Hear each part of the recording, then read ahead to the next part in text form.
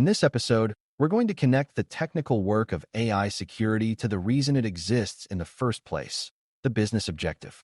Beginners sometimes learn security as a pile of controls, like encryption, access control, and monitoring, and they assume the goal is to apply everything everywhere.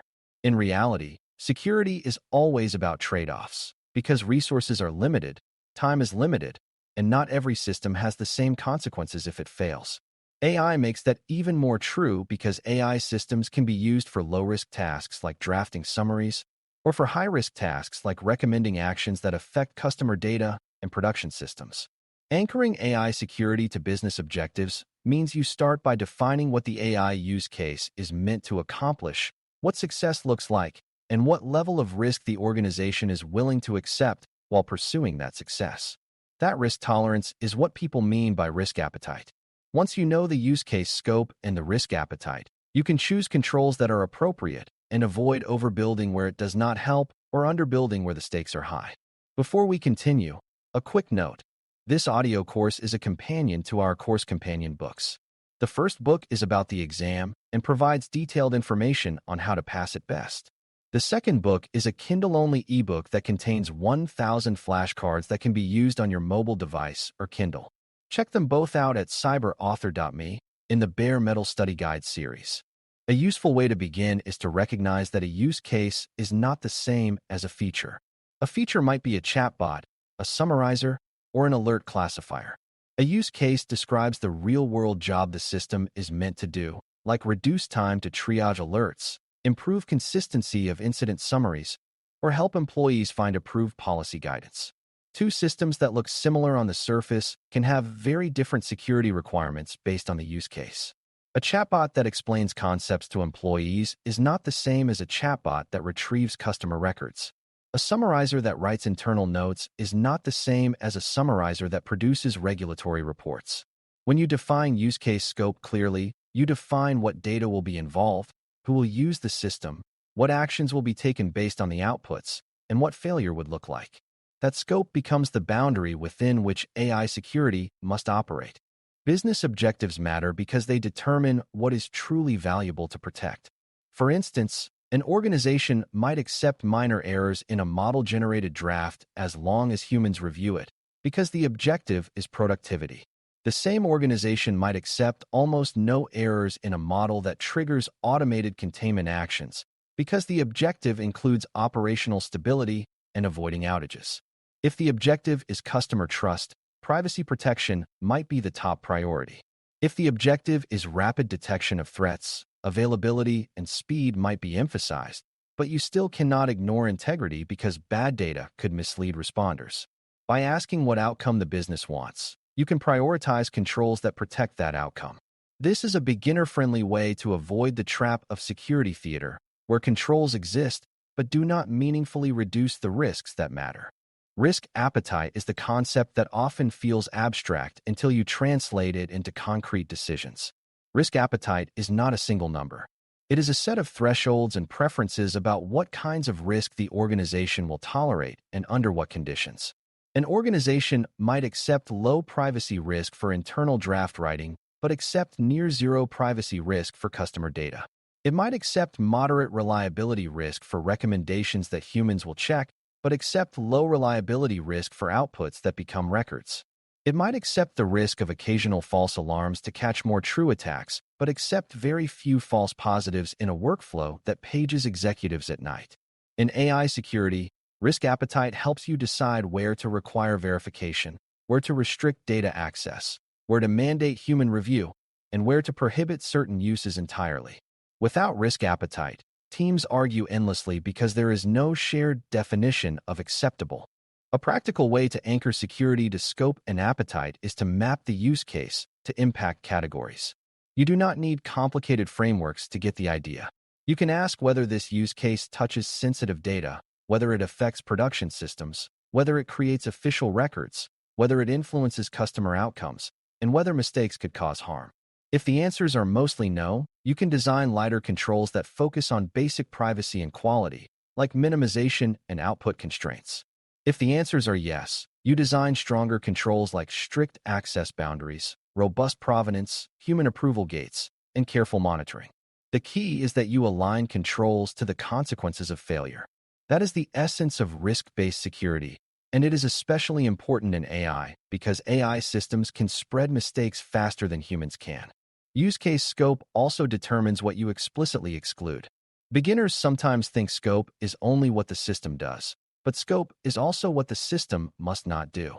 For example, a policy assistant might be scoped to provide general guidance and direct users to official procedures, but it must not provide individualized legal advice or reveal confidential internal investigations. A triage assistant might be scoped to summarize evidence and suggest next steps, but it must not automatically execute containment. These exclusions are part of the security design because they define the boundary where the system stops and a different process begins. In AI, unclear boundaries lead to prompt injection, data exposure, and over-reliance. Clear boundaries lead to safer outcomes because users and systems know what to expect and what not to ask. Another important connection is that business objectives can conflict, and AI security sits in the middle of those conflicts.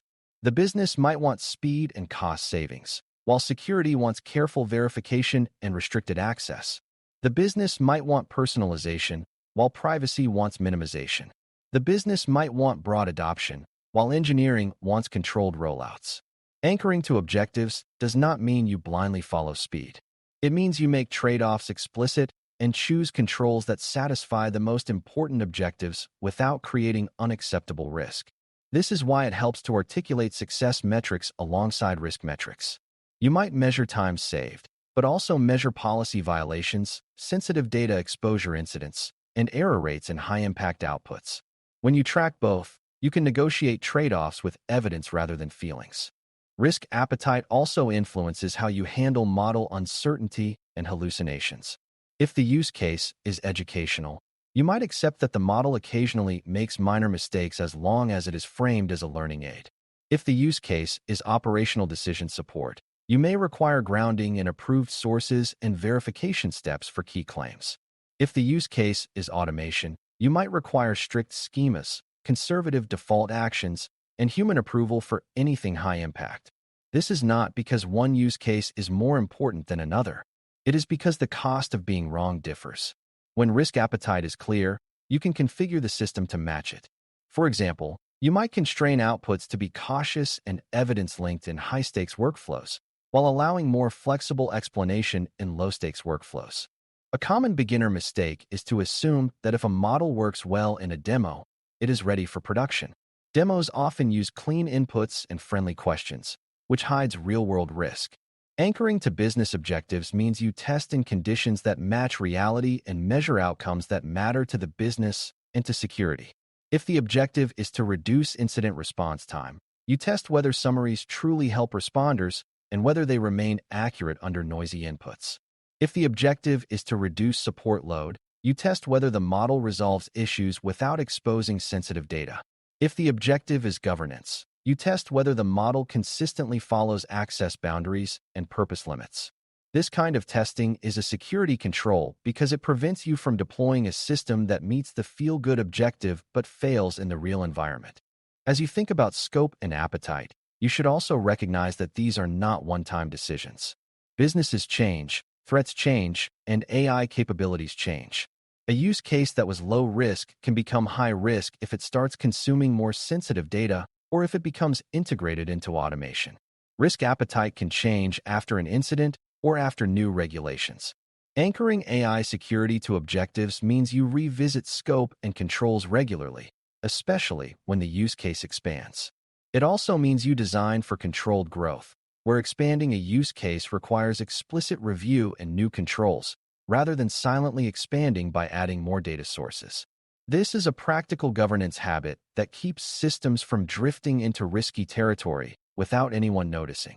By the end of this episode, the main takeaway should be that AI security is not just about doing more security. It is about doing the right security for the specific business goal you are trying to achieve. Define the use case scope clearly, including what is out of scope.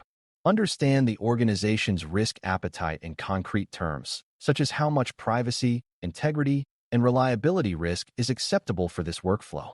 Then choose controls that match the consequences of failure, from lightweight constraints in low-risk use cases to strict access, provenance, and approval gates in high-risk ones.